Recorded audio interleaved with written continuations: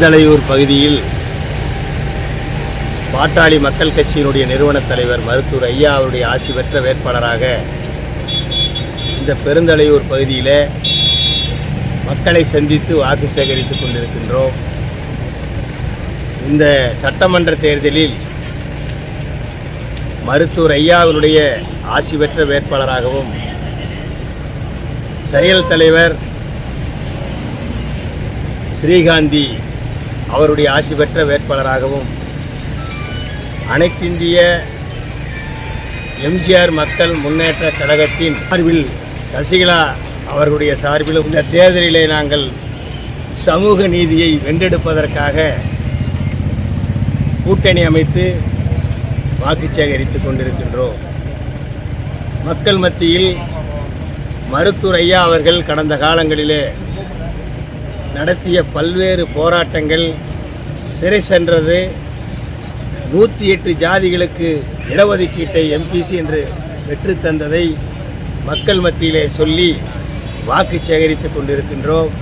மக்கள் மத்தியில் பெருந்திரளான வரவேற்பு நம்முடைய ஐயா அவர்களுக்கு இருக்கிறது. இன்னும் தொடர்ந்து 10.5 இடஒதுக்கீட்டை, தனி ஒதுக்கீட்டை நாங்கள் வென்றே தீர்வோம் என்ற உறுதியோடு இந்த தேர்தலிலே களம் கண்டு கொண்டிருக்கிறோம். இந்த தேர்தலிலே நாம் நிச்சயமாக வெற்றி பெறுவோம். இந்த பகுதியில் இருக்கிற மக்களுக்கு எந்த குறையாக இருந்தாலும் நாங்கள் வெற்றி பெற்று வந்தால் அதை சிறப்பாக செய்வோம் என்று வாக்குறுதியை சொல்லி வாக்கு சேகரித்து கொண்டிருக்கின்றோம். ஆகவே அனைவரும் சிலிண்டர் சின்னத்திலே வாக்களிக்க வேண்டும் என்று மக்களை சந்தித்து கொண்டு வாக்கு கேட்டுக்கொண்டிருக்கிறோம். தாய்மார்களுடைய ஆதரவு, பெரியவருடைய ஆதரவு, சிறியவருடைய ஆதரவு, அனைத்து சமுதாயங்களுடைய ஆதரவும் பெருந்திறனாக எங்களுக்கு இருக்கிறது.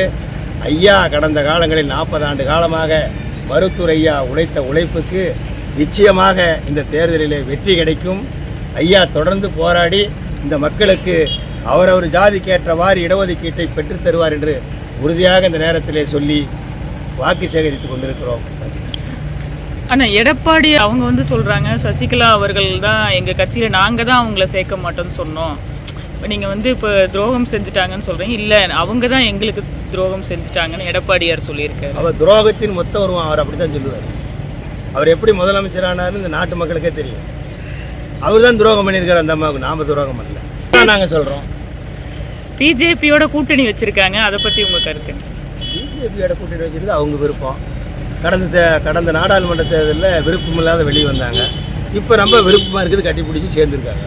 அது அவங்க விருப்பம்.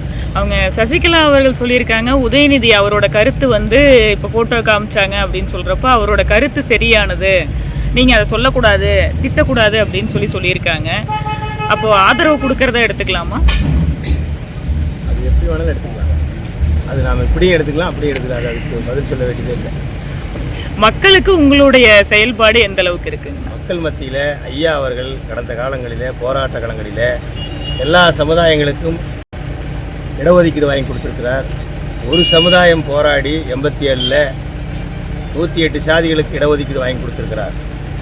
யாரும் செய்யாத ஒரு சாதனை, சரித்திரம்.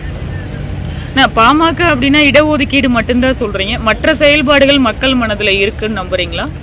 செயல்பாடு அனைத்தும் நாம் செய்கிறோம். அருந்ததி சமுதாயத்துக்கு உள்ளொதுக்கீடு வாங்கி கொடுத்துருக்கிறோம் 3%. முஸ்லீம் சமுதாயத்துக்கு வாங்கி கொடுத்துருக்கார் ஐயா 3% இடஒதுக்கீடு. இப்படி பல்வேறு சமுதாயங்களுக்கும் போராடி பெற்று தந்திருக்கிற இடஒதுக்கீடு என்பது கல்வியில், வேலைவாய்ப்பில், அடித்தட்டில் இருக்கிற மக்கள் மேலே வர வேண்டும் என்பதற்காகத்தான் அந்த இடஒதுக்கீடு.